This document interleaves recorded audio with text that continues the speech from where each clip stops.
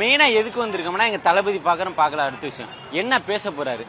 இப்போ ஒவ்வொரு டிஸ்ட்ரிக்ட்லயும் ஒவ்வொன்றை பத்தி பேசியிருக்காரு. இப்ப திருச்சி எடுத்துக்கிட்டா மணல் கொள்ள யாருக்குமே தெரியாது, அதை பத்தி பேசியிருக்காரு. இப்ப நாகை எடுத்துட்டோம்னா ஒரு ஃபேக்டரி தயாரிக்கிறது, ரயில்வே ஃபேக்டரி தயாரிக்க மூடி இருக்காங்க, அதை பத்தி பேசியிருக்காரு. நாகையில மக்கள்கிட்ட 40 ரூபா டன்னுக்கு கொள்ளையடிச்சிருக்காங்க, அது யாருக்குமே தெரியாது, விவசாயிகளுக்கே தெரியாது. அதை பத்தி பேசி வெட்ட வெளிச்சமா படுத்திருக்காரு. அதே மாதிரி ஆஸ்பத்திரிக்கு ஒரு ஆஸ்பத்திரியில மருத்துவர் கூட கிடையாது.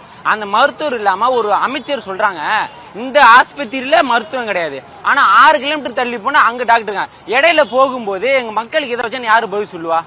அது கேட்க வழி யாருமே கிடையாது. ஒரு டன்னுக்கு 40 ரூபாங்கிறது அவங்களே ஒத்துக்கிறாங்க.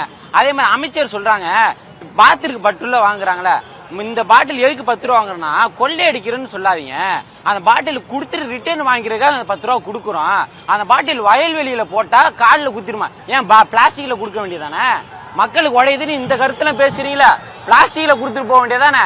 மக்கள்கிட்ட இருந்து 10 ரூபா எங்களுக்கு இப்ப நாளைக்கு பிரேக்கிங் நியூஸ், கரூரின் 10 ரூபா மன்னன் உடைக்கப்பட்டார் தான் வரும். 10 ரூபா மன்னன் தெரிக்க விட்டார்.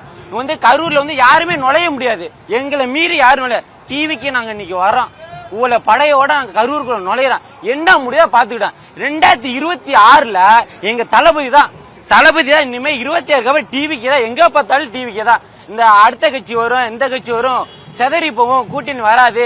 மக்கள் படை என்ன இருக்கு, எங்க இளைஞர் படை தளபதி பின்னாடி நிக்கிறோம். நாங்க காசுக்கோ கோட்டுக்கோ எதுக்குமே நாங்க வர கிடையாது. ஒரே ஆள் எங்க தளபதிக்காக தான், மக்களுக்கு நல்லது செய்யணும் வந்திருக்காரு. அவர் என்ன செஞ்சுட்டாரு? அப்ப 2010ல நாகையில போராட்டம் பண்ணி அதை பத்தி அரைச்சு பேசுறாங்களா? திடுதிப்புன்னு வந்துட்டாருங்கிறாரு. நான் 2021ல கட்சி ஆரம்பிக்கிறதுக்கு முன்னாடியே நாங்க விஜய் மக்கள் இயக்க தலைவி மக்களுக்கு போய் நல்லபட்ட செஞ்சிருக்கேன். யாரு செஞ்சிருக்கா? தகுதி என்ன இருக்குன்னு எங்க தளபதிக்கு என்ன தகுதி? இப்ப ஆட்சி செய்யறவங்களுக்கு நல்ல தகுதி இருக்கா? ஒரு முதலீட்டு இழுக்கிறாங்க. முதலீடு என்ன பண்றீங்க? 12,000 கோடிக்கு முதலீட்டு ஒசூர்ல போய் வைக்கிறாரு. இங்க தமிழ்நாட்டுல ஒசூர்ல வைக்கிறாரு.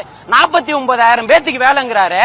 தமிழ்நாட்டு மக்களுக்கு என்ன 49,000 வேலை தந்துருவீங்களா? தமிழ்நாட்டு